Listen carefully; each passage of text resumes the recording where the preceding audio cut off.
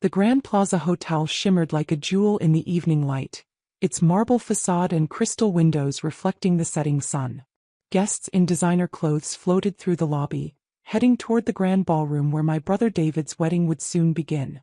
If they noticed me standing quietly by the concierge desk, they didn't show it. "Miss Carter."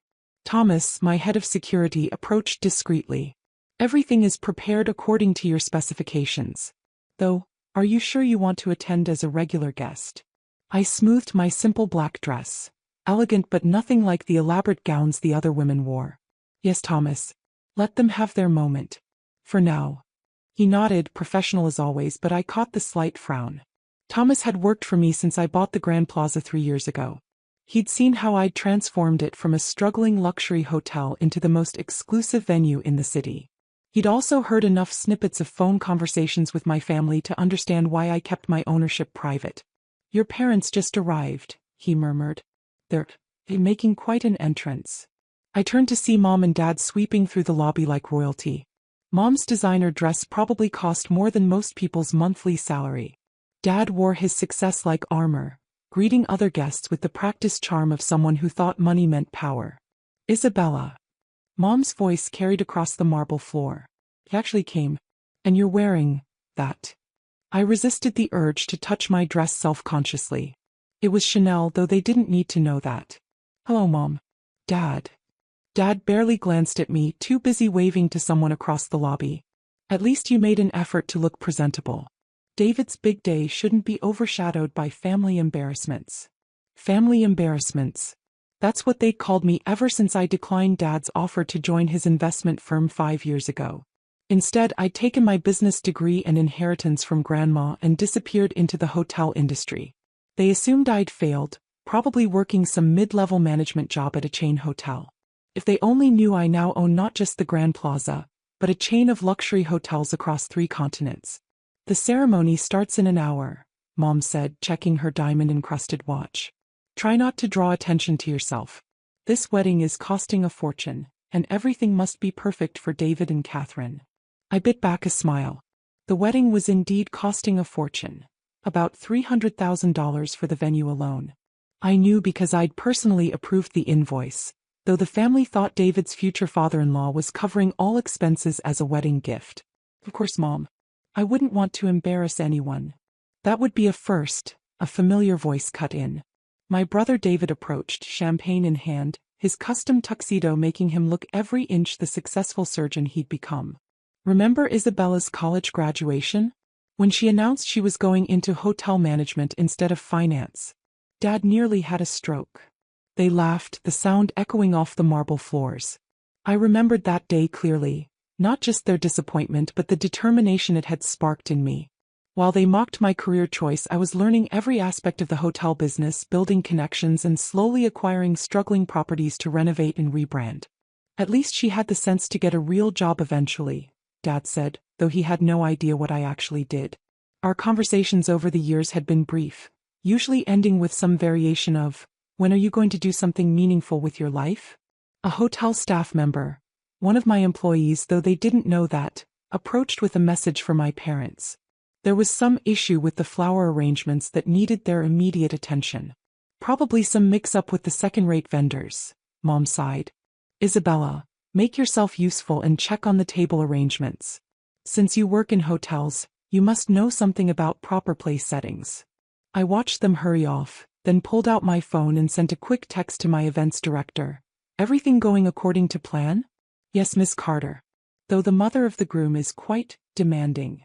I smiled. Mom had spent weeks complaining about the hotel's strict policies, never realizing she was arguing with my policies, my standards, my vision for what the Grand Plaza should be. The next hour passed in a blur of barely concealed insults and backhanded comments. Relatives I hadn't seen in years suddenly remembered my existence, though mainly to express surprise that I could afford to buy a new dress for the occasion. "Still working at that hotel chain?" Aunt Margaret asked, peering at me over her champagne glass. "What is it, Holiday Inn?" "Something like that," I replied, watching as another guest praised the hotel's recent multi-million-dollar renovation, a project I had personally overseen. Finally, it was time for the ceremony. Guests filed into the grand ballroom, which had been transformed into a winter wonderland of white flowers and crystal decorations. I took my assigned seat in the back row, far from the family's reserved section at the front. As the string quartet began to play, I noticed Thomas hovering near the entrance, an odd expression on his face. He caught my eye and gestured subtly toward the lobby. Something was wrong. I slipped out quietly, finding him by the concierge desk. "What is it?" "Your father, Miss Carter. He's making a scene about the champagne selection. He's threatening to have the food and beverage manager fired." I felt a familiar tension headache building. "Where is he?" "In the kitchen. He's already reduced 2 servers to tears." I straightened my shoulders. Remember all the times they'd called me worthless, a disappointment, a failure. "Give me 5 minutes. Then implement Protocol 3. Thomas's eyes widened slightly. Protocol 3 was our code for revealing a VIP owner's identity. "Are you sure?" "Yes," I said, heading toward the kitchen. It's time they learned exactly who they've been insulting. But I never made it to the kitchen. Because at that moment, I heard my father's voice booming through the ballroom's open doors, making an impromptu pre-ceremony speech that would change everything. "Before we begin," he announced, clearly having had too much premium champagne, "I want to thank everyone for coming to celebrate my son. My successful son, the surgeon, not the disappointment serving drinks at the Holiday Inn." The ballroom fell silent, but Dad wasn't finished. The champagne had loosened his tongue, releasing years of pent-up disappointment. "My daughter," he continued, gesturing vaguely toward the back of the room, "couldn't handle real business. Instead of joining the family firm, she chose to work in hospitality."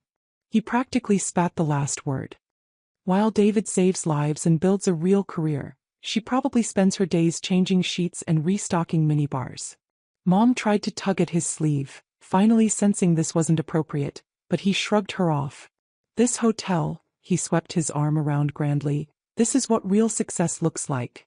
This is what Isabella could have been part of if she hadn't been so stubborn. But no, she had to do things her way. And now look, she can barely afford a decent dress for her brother's wedding." I stood in the doorway, a strange calm settling over me. Thomas appeared at my side, tablet in hand. "Protocol 3, he whispered. "No," I said quietly. "Protocol 1. His eyes widened. Protocol 1 was our highest-level security response, reserved for removing problematic guests, no matter who they were.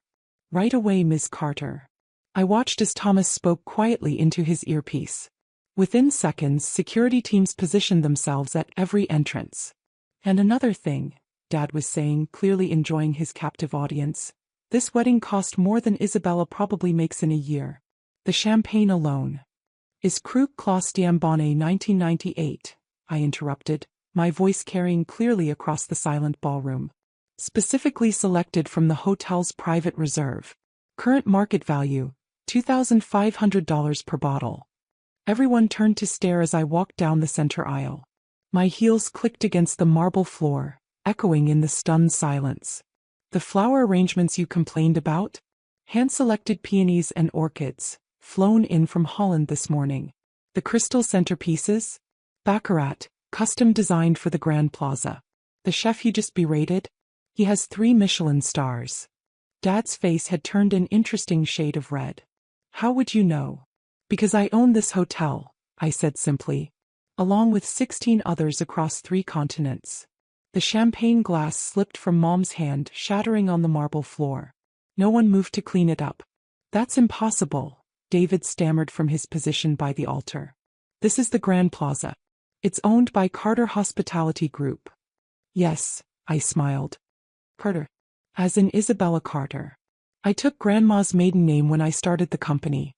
I thought it had a better ring to it than Isabella Montgomery." Dad's mouth opened and closed several times, but no sound came out. Behind him, I could see guests pulling out their phones, no doubt Googling Carter Hospitality Group. The recent renovation? My project. The strict vendor policies Mom's been complaining about? My policies. The second-rate champagne you've been drinking all evening? I personally approved that $85,000 beverage budget. But, Mom found her voice. "You never said anything. All these years. Would you have listened?" I asked quietly. "Every time I tried to talk about my work, You changed the subject to David's latest achievement. Every family dinner became an exercise in comparing me to everyone else's success. Thomas appeared at my side again. Miss Carter, your instructions? I looked at my father, still frozen mid-rant, then at my brother and his bewildered bride, and finally at the hundreds of guests who had just witnessed my family's true colors. Please escort my parents to the lobby, I said clearly.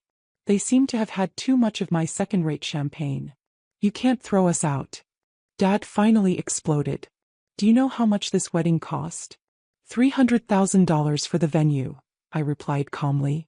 Plus $85,000 for beverages, $50,000 for catering, $25,000 for flowers, and $40,000 for additional services. All of which, by the way, came from my account, not Catherine's father's. Consider it my wedding gift, and my last act of trying to please this family. Security moved forward smoothly, professionally. Mom started to cry, mascara running down her cheeks. Isabella, please, she sobbed. You're ruining your brother's wedding. No, Mom. Dad did that when he decided to announce to 300 guests that I was a failure. I turned to David. The venue is still yours for the evening. Get married, celebrate, enjoy the champagne. Just do it without our parents. As security led them toward the lobby, Dad's face had turned purple. You'll regret this. I'll have this place shut down.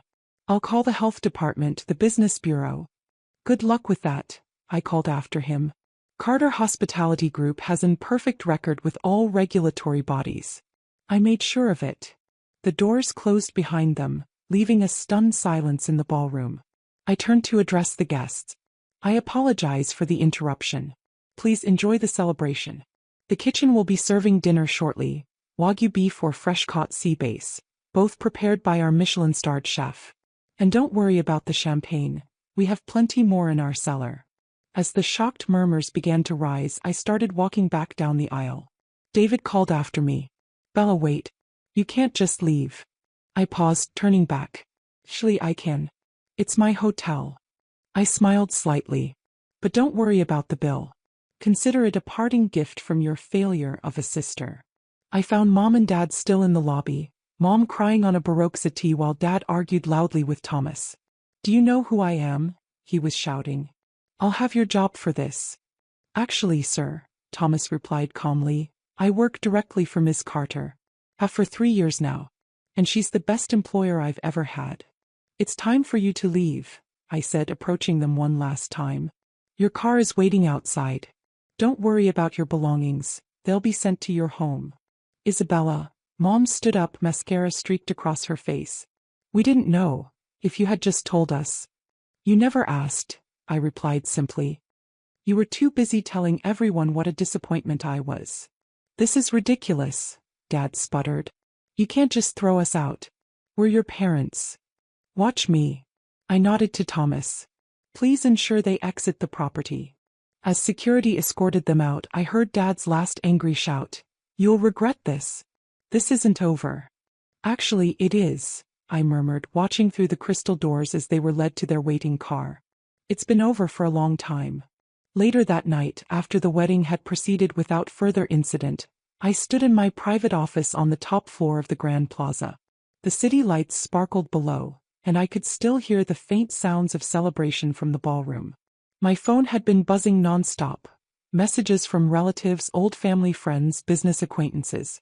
Everyone wanted to know the story behind the mysterious hotel owner who had thrown her own parents out of her brother's wedding. A knock at the door interrupted my thoughts. It was Thomas. Your brother is asking to see you, he said. He's in the lobby. I considered for a moment, then nodded. Send him up. David entered my office cautiously, still in his wedding tuxedo. He looked around at the elegant space, taking in the view, the awards on the walls, the evidence of success he'd never bothered to notice before. Nice office, he said awkwardly. Thank you. Congratulations on your marriage. He shifted uncomfortably. Bella, I don't know what to say. There's nothing to say, I replied, turning to face him fully. You all made your opinions of me very clear over the years. I just finally decided to show you how wrong those opinions were. But why didn't you tell us? All this success. Would it have mattered? I asked quietly. Or would you have found some way to diminish it like everything else I've done? He had no answer for that. Enjoy the rest of your wedding celebration, I said, turning back to the window. The hotel staff will take care of everything. Consider it my last act as your sister. Bella.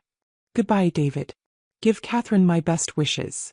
After he left, I poured myself a glass of the same champagne they had all been drinking downstairs. The one Dad had simultaneously criticized and overindulged in. The irony wasn't lost on me. My phone buzzed again, a message from Mom. Please let us explain. We didn't mean. I deleted it without reading further. They'd had years to see me, to understand, to care about my success. Instead, they'd chosen to believe what they wanted to believe. Looking out over the city at the empire I'd built while they were busy dismissing me, I finally felt free. Sometimes the best revenge isn't proving people wrong. It's letting them realize just how wrong they've been all along. I raised my glass to my reflection in the window.